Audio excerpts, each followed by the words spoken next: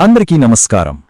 ఈరోజు మనం ఒక చాలా అరుదైన, అత్యంత శక్తివంతమైన ఖగోళ ఘటన గురించి మాట్లాడుకోబోతున్నాం. ఇది మనందరి జీవితాలపై చాలా పెద్ద ప్రభావాన్ని చూపబోతోంది. లక్కీ స్పిరిచువల్స్కు స్వాగతం, మీ భక్తి మరియు ఆధ్యాత్మిక ఛానల్. అవునండి, మీరు విన్నది కరెక్టే. ఏకంగా 27 సంవత్సరాల సుదీర్ఘ విరామం తర్వాత ఒక చాలా కీలకమైన గ్రహ సంచారం జరుగుతోంది.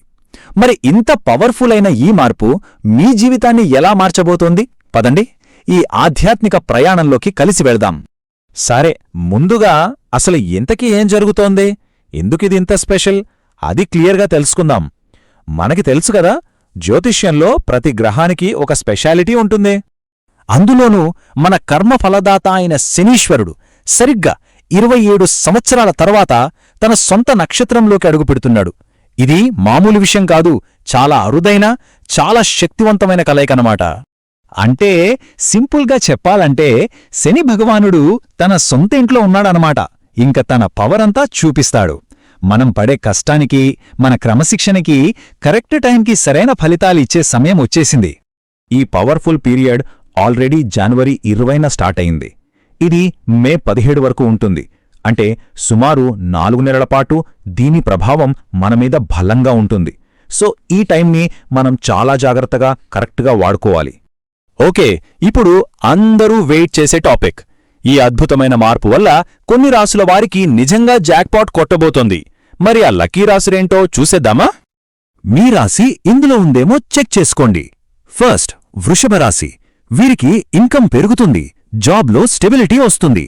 నెక్స్ట్, కన్యారాశి. వీరికి ప్రశాంతత, ప్రమోషన్లు వస్తాయి. ఆ తర్వాత ధనుస్సు రాశి. కెరీర్లో ఒక టర్నింగ్ పాయింట్ రాబోతోంది. ఫైనల్గా మకర రాశి. పాత సమస్యలన్నీ తీరిపోయి సొసైటీలో మంచి పేరు వస్తుంది. ఈ 4 రాసులకే కాదు, డోంట్ వరీ, మిగతా అన్ని రాసుల మీద కూడా దీని ఎఫెక్ట్ ఖచ్చితంగా ఉంటుంది. మరి మిగిలిన వారికి ఫలితాలెలా ఉన్నాయో ఒక్కొక్కటిగా చూద్దాం. ఫస్ట్, మేషరాశి. వీరికి ఈ టైం కాస్త ఓపికకు పరీక్షలాంటిది. పనిలో బాధ్యతలు పెరిగినట్టు అనిపిస్తుంది, కానీ కంగారుపడి ఏ నిర్ణయాలు తీసుకోవద్దు. ఏప్రిల్ తర్వాత మీరు పడిన కష్టానికి సూపర్ రిజల్ట్స్ వస్తాయి. ఇక మిథున రాశి. వీరికి ఇది చాలా మంచి టైం. సమాజంలో గౌరవం పెరుగుతుంది.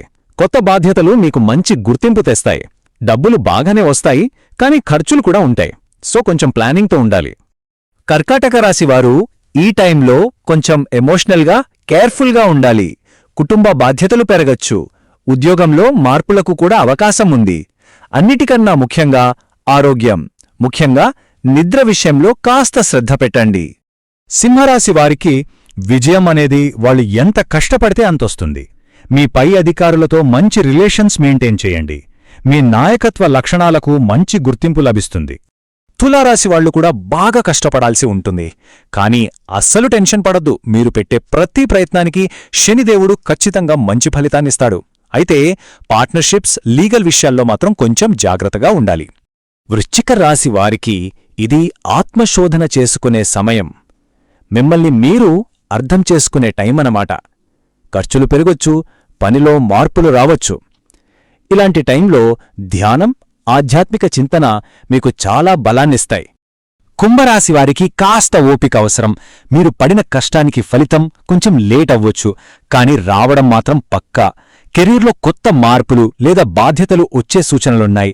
ఆరోగ్యం విషయంలో, ముఖ్యంగా కీళ్లు, ఎముకల విషయంలో కేర్ తీసుకోండి. ఫైనల్గా మీనరాశి. మీలో ఆత్మవిశ్వాసం రెట్టింపవుతుంది. ఆధ్యాత్మికంగా ఎదగడానికి ఇది బెస్ట్ టైం. కెరీర్లో స్థిరత్వం వస్తుంది. ముఖ్యంగా సృజనాత్మక రంగాల్లో ఉన్నవాళ్లకి ఇదొక వరం లాంటిది. సో మొత్తంగా చూస్తే ఈ శని సంచారం మనకు ఏం చెబుతోంది?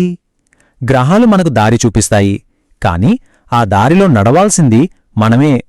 ఒక విషయం గుర్తుంచుకోండి, జ్యోతిష్యం మన తలరాతను నిర్ణయించదు.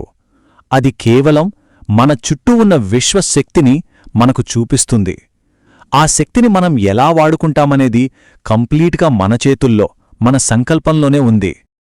ఇలాంటి మరిన్ని ఆసక్తికరమైన విషయాల కోసం మా లక్కీ స్పిరిచువల్స్ ఛానల్ని తప్పకుండా లైక్ చేయండి, షేర్ చేయండి, ఇంకా సబ్స్క్రైబ్ చేసుకోండి. ధన్యవాదాలు.